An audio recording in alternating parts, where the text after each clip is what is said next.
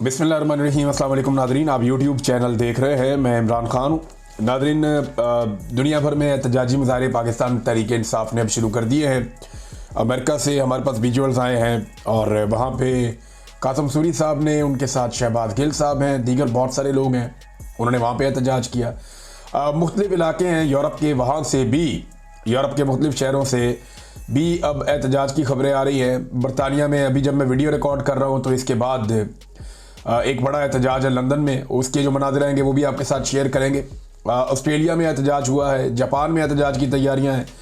तो हर जगह पे दुनिया में एहतजाज किया जा रहा है इमरान खान साहब की गैर कानूनी गिरफ्तारी और उसके बाद जो सलूक उनके साथ किया गया उस सारे मामले को लेकर, पाकिस्तान में इंसानी हकूक़ की खिलाफ वर्जियों के हवाले से भी।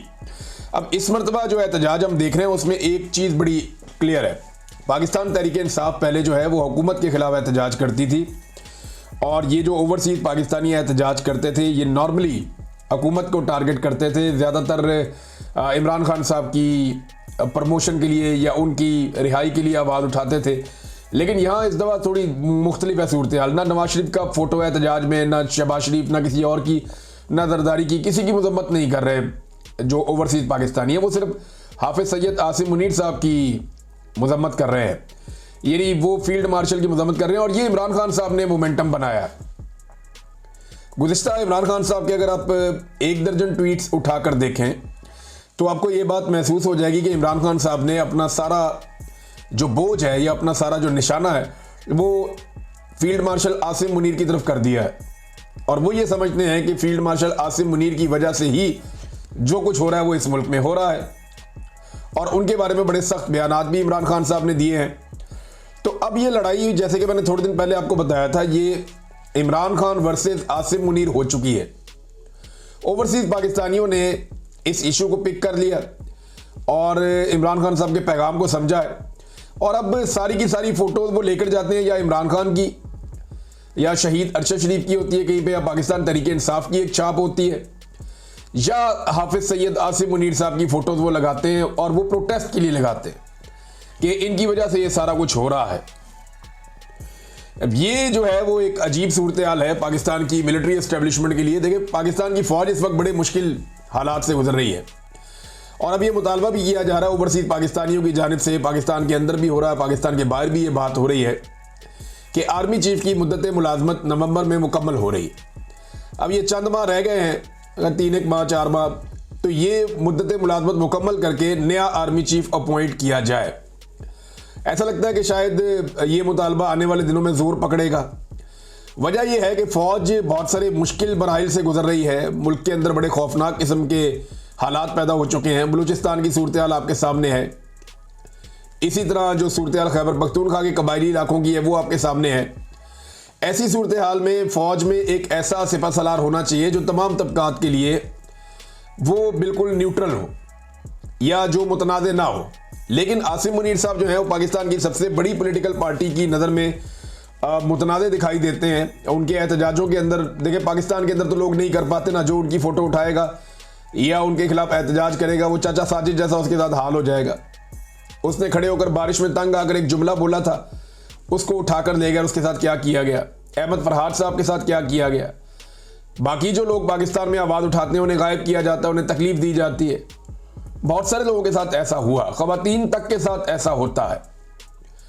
अभी हाल ही में सनम जावेद साहिबा जो है उन्हें दोबारा गिरफ्तार किया गया, दोबारा उन्हें निशाने इबरत बनाने की कोशिश की गई। तो ये मामला सिर्फ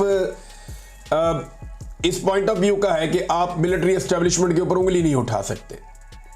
अब आसिम मुनीर साहब एक पाकिस्तान की सबसे बड़ी पॉलिटिकल पार्टी की नज़र में, हत्ता कि एमल वली खान साहब ने भी उन पर तनकीद की है, फजलुर रहमान साहब ने भी उन पर तनकीद की है और ख्वाजा आसिफ भी दूसरे अल्फाज में उन पर तनकीद करते हैं। पाकिस्तान में जितने सहाफ़ी हैं वो जो टाउट हैं बेशक, लेकिन वो भी खुलकर ये कहते हैं कि मिलिट्री एस्टेब्लिशमेंट ये सारा कुछ कर रही है और एक्चुअली वो सब आसिम मुनीर साहब की तरफ इशारा कर रहे होते हैं। तो अगर आसिम मुनीर साहब अपने वक्त पे रिटायरमेंट ले लेते हैं या वो रिटायर हो जाते हैं और एक एक्सटेंशन नहीं दी जाती तो ये मुल्क एक टेंशन से बच जाएगा। यानी ये एक्सटेंशन नहीं, एक तरह की टेंशन होगी और एक नई टेंशन क्रिएट हो जाएगी एक्सटेंशन क्रिएट होने की बजाय। लिहाजा ये अब एक मुतालबा है, ये मुश्किल फैसला है लेकिन ये लेना पड़ेगा पाकिस्तान को, क्योंकि यहाँ पे जो भी आर्मी चीफ अपनी सीट पे आता है वो वापस जाना नहीं चाहता, वो इस ओहदे को छोड़ना नहीं चाहता।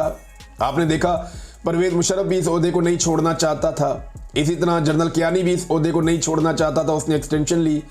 फिर जनरल राहील शरीफ इस ओहदे को नहीं छोड़ना चाहता था, उसने बड़ी कोशिश की, उसको एक्सटेंशन नहीं मिली।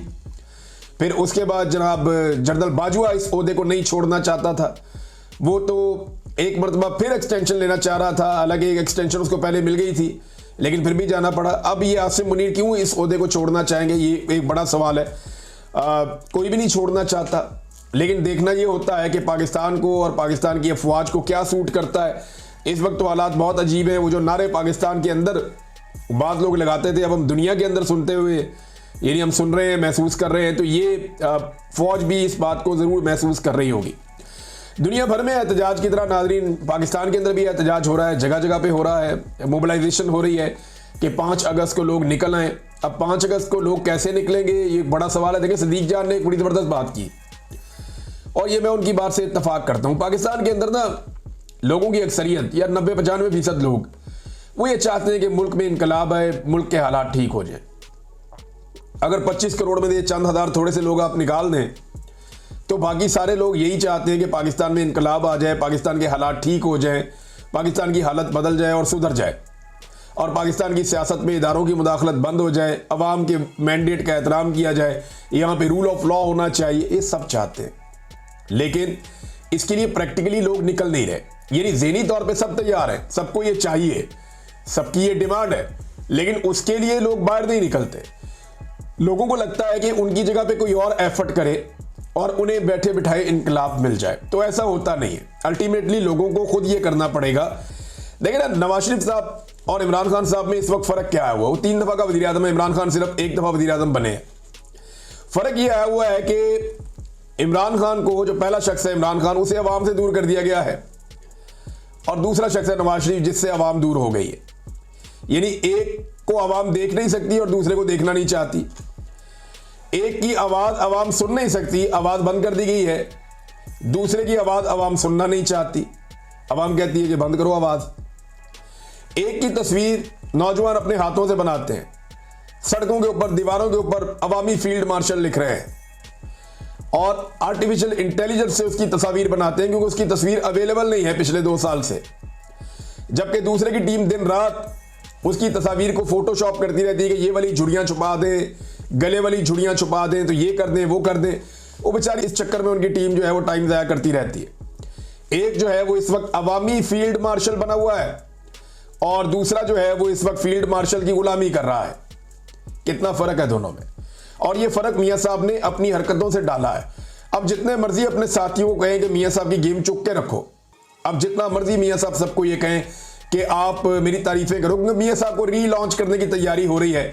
कभी मरियम नवाज फोटो लगाती हैं, कभी कोई सहाफ़ी कॉलम लिख देता है, कभी कोई आकर बोलता है कि मियाँ साहब इस वक्त मसाइल का हल है, कभी कोई आकर कहता है कि नवाज शरीफ साहब के पास सबको चल कर जाना पड़ेगा। क्यों भाई?